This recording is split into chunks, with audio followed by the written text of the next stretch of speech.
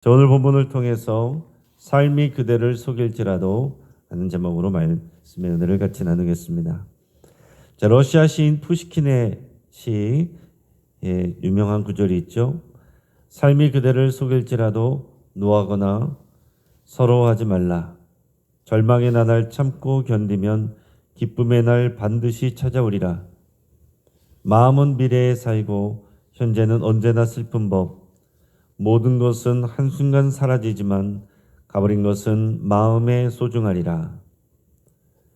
많은 사람들이 좋아하는 시입니다. 지금 현재의 삶은 슬프고 고통스러운 일이 많지만 우리의 마음은 언제나 미래를 꿈꾸고 또 현재는 고통으로 또 점철되어 있는 것처럼 느낄 때도 많지만 그러나 참고 인내하고 지나가면 지나간 시간들이 마음에 또 소중한 추억과 그리움으로 남게 된다. 이런 내용을 담고 있는 시입니다. 그러나 정작 시인 이 푸시킨의 삶은 그러지 못했습니다. 푸시킨은 자신의 아내와 바람을 피운 동서와 대결 신청을 했다가 총에 맞아 사망하게 됩니다. 그야말로 자신의 시처럼 조금 더 참아내고 인내했다면 좋지 않았을까? 또 이런 생각을 하게 됩니다. 시로 노래하기는 쉬워도 인간의 죄된 마음으로는 우리의 현재의 고통을 이겨내는 것이 쉽지가 않습니다. 이런 고단한 삶이 우리를 정말 속이는 것처럼 느껴질 때가 있습니다. 믿는 사람에게도 마찬가지입니다. 우리는 종종 삶이 우리를 속였다고 느낄 때가 있는데 기대했던 결과가 물거품이 되거나 또 믿었던 사람이 등을 돌리거나 기도한 대로 흘러가지 않을 때 하나님마저 침묵하시는 것처럼 느껴지는 그런 순간들이 있습니다.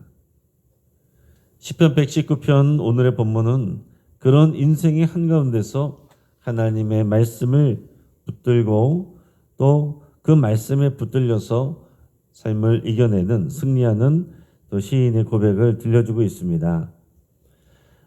말씀으로 내 눈을 열어주소서. 시인이 이렇게 노래합니다. 17절에서 24절까지 말씀을 같이 읽겠습니다.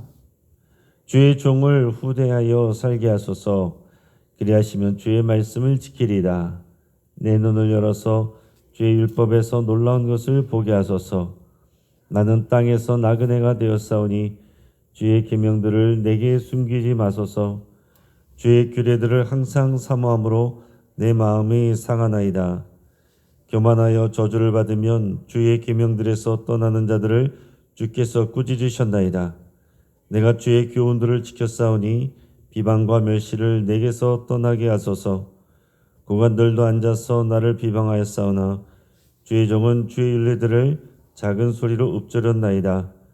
주의 증거들은 나의 즐거움이요 나의 충고자니이다. 아멘. 자, 시인은 하나님의 말씀을 사모하고 있습니다. 그러나 말씀보다는 이 현실에서 고단한 삶이 더 잘 보입니다. 지금 시인이 겪고 있는 정확한 상황은 우리가 알 수 없지만은 현재 지금 고난과 멸시 가운데 있다는 것을 우리가 알 수 있습니다. 그는 자신이 나그네처럼 지내고 있다라고 그랬습니다. 그 삶의 그 공동체 안에서 뭔가 중심에 있지 못하고 또 외톨이처럼 따돌림을 받고 있는 그런 상황으로 보입니다. 자, 그런데 이 속에서 이 시인은 내 눈을 열어서 주의 법에 기이한 것을 보게 하소서 이렇게 간구합니다. 여러분, 주의 말씀이 능력입니다. 주의 말씀을 붙들면 하나님을 보는 것과 같습니다. 하나님께서는 말씀 속에서 역사하시기 때문에 그래요.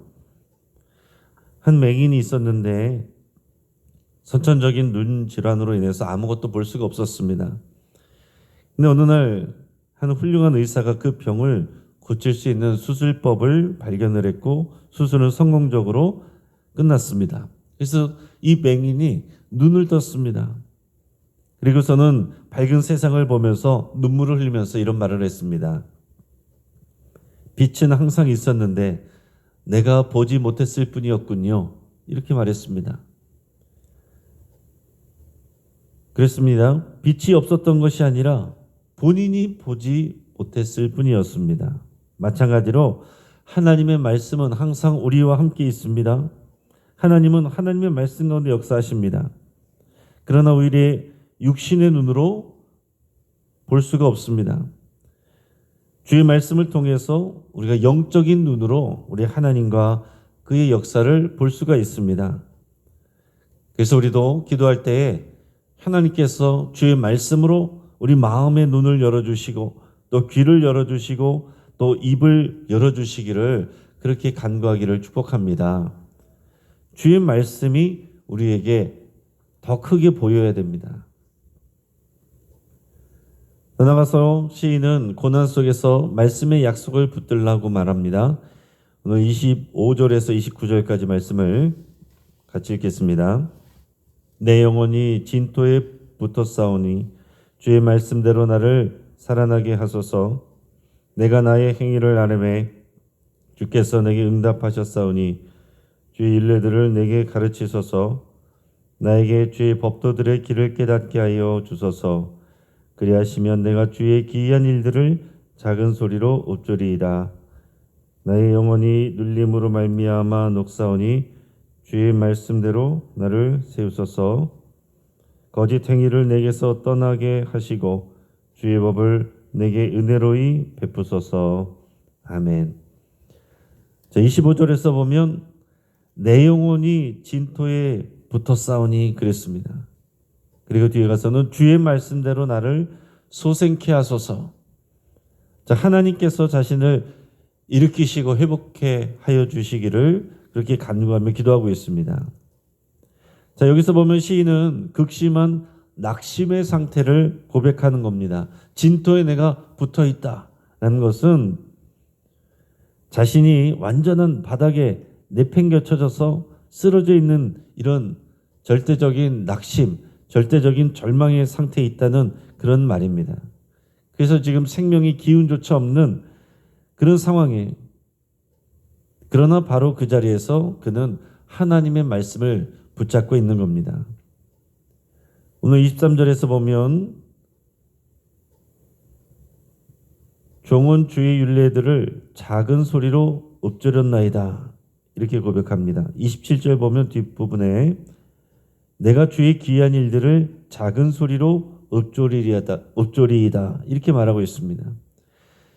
주의 말씀을 작은 소리로 읊조리는 것, 중얼중얼 하는 것입니다. 이게 주의 말씀을 암송을 하고요. 그리고 이것을 계속 주의하러 묵상한다고 말할 때에 이것을 중얼중얼 이렇게 되새기는 거예요. 이거를 묵상한다고 그렇게 표현하는 것입니다.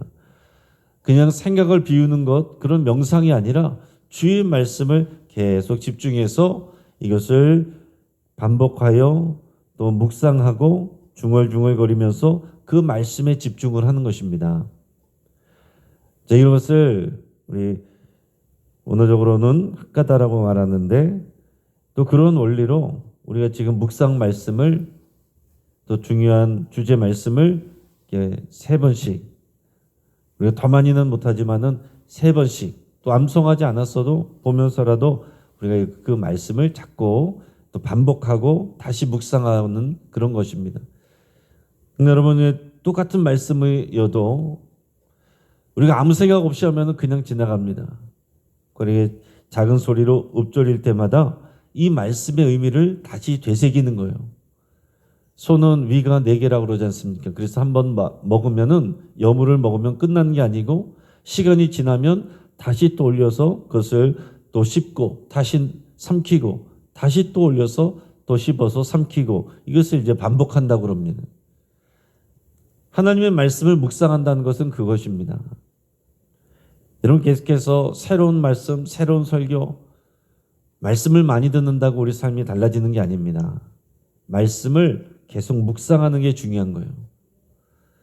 하나님의 중요한 말씀을 계속해서 묵상하며 그 말씀이 점점 내 마음에 더 새겨지고 더 뿌리내리도록 그래서 내 영혼이 온전히 주의 말씀에 사로잡혀서 세상의 소리보다 하나님의 말씀이 더 커지도록, 내 생각보다 하나님의 말씀이 더 강하게 나를 붙들도록 그렇게 하는 게 중요하다는 얘기예요. 5만 번 이상 기도응답을 받은 사람으로 유명한 이 조지 밀러는 어떤 상황에서도 믿음을 가질 수 있었는데 자신의 감정이 아니라 하나님의 말씀을 믿었기 때문이라고 그렇게 고백합니다. 내 감정은 거짓말을 할 수 있지만 하나님의 말씀은 진리입니다. 이렇게 말했어요. 여러분, 감정은 우리를 정말로 속입니다. 감정 따라가면 안 됩니다. 감정은 소중한 것이지만 감정은 안정적이지가 않아요. 그래서 우리 기분 따라서 무언가를 결정하면 우리 인생은 안정감이 없습니다. 우리 인생은 반석 같은 주의 말씀 위에 세워져야 됩니다. 주의 말씀은 바뀌지가 않습니다. 변화가 없습니다. 그 말씀은 진리예요. 예전에는 맞는데 지금은 틀리다. 그러지 않습니다. 물론 문화적인 부분들, 그런 부분들은 우리가 달라지는 부분이 있겠지만은, 그러나 주의 말씀의 그 원리는 바뀌지 않는다는 것입니다. 그래서 시인은 지금 진토 가운데서도 하나님의 말씀대로 자신을 소생케 해달라고 기도하고 있어요. 이것이 우리들의 또 믿음의 실천이어야 됩니다. 이게 왜 가능하냐면 말씀은 현실보다 더 확실한 진리이기 때문에 그렇습니다. 여러분, 상황들도 또 현실도 계속 바뀌지 않습니까? 그러나 주의 말씀은 바뀌지 않습니다.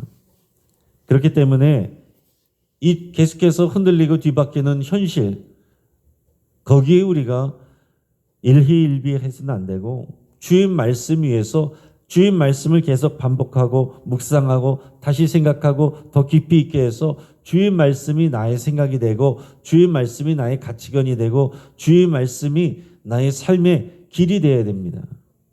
한번 은혜 받고 좋았다라고 해서 그게 내 삶을 바꾸는 게 아닙니다.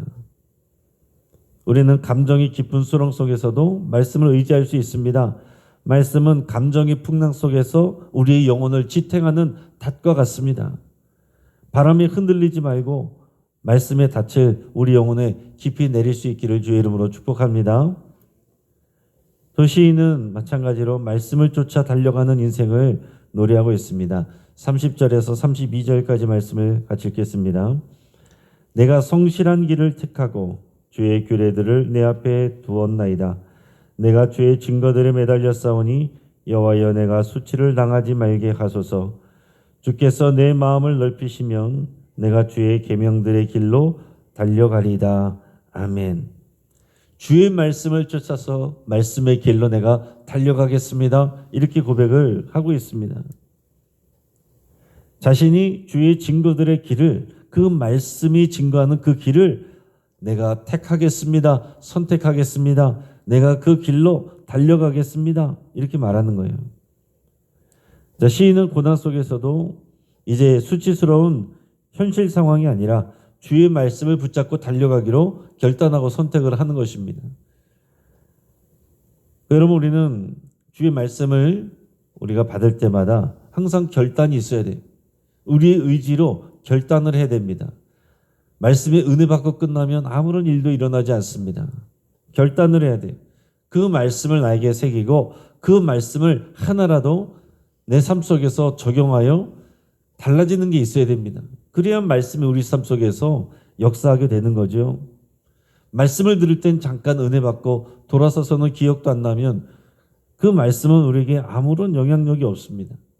말씀 때문에 내가 하던 일 중에 안 하게 되는 것이 있어야 되고, 말씀 때문에 안 하던 것 중에 용기를 내어 하게 되는 일들이 있어야 그 말씀이 우리를 더 붙들게 하는 거고 우리가 말씀의 길을 달려가게 되는 것입니다.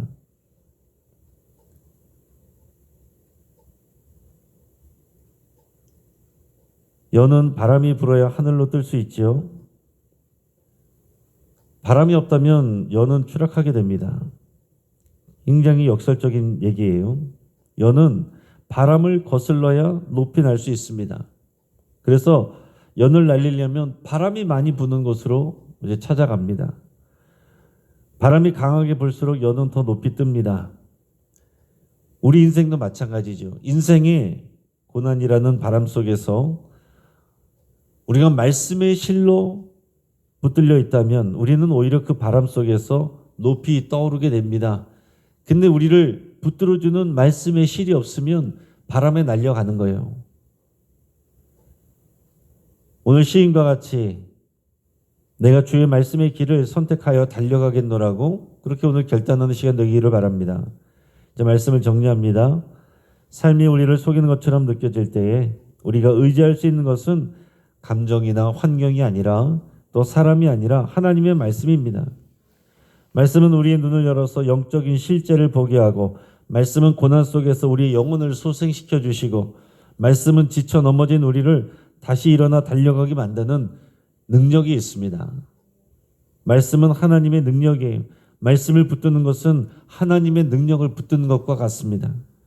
삶이 우리를 속일지라도 주의 말씀은 결코 우리를 속이지 않습니다. 기도하겠습니다. 오늘 말씀을 붙잡고 함께 기도할 때에 변함없이 우리를 사랑하시고 말씀으로 붙들어 주시는 우리 하나님께 감사드릴 수 있게 바랍니다. 또 주의 말씀이 나의 길이 되도록 내가 그 길을 선택하여 달려가기로 여러분 결단할 수 있게 바랍니다. 또한 나를 이해하지 못하고 비방하는 사람들이 우리 주변에 있을 수 있습니다. 그러나 우리가 사람들을 상대하여 싸우지 않고 하나님을 상대하기로 여러분 결단할 수 있기를 바랍니다. 우리 환우들을 위해서 또 여러분들 치유를 위해서 함께 기도하시고, 또 금요기도회를 위해서 하나님의 은혜를 부어주시도록 기도해 주시고, 또 내일 강서 어린이 동화 축제를 위해서 같이 기도해 주시기 바랍니다. 지금 비가 온다는 또 기상일보가 있는데 또 하나님께서 좋은 환경을 허락하여 주시도록 위해서 함께 기도해 주시고, 6월 3일 대선을 위해서 하나님의 정의와 공의가 세워지고 하나님이 또 세우시는 일꾼이 세워지기를 위해서 함께 기도하겠습니다. 이 시간 주여 한번 부르짖고 합심해서 함께 기도하겠습니다. 주여.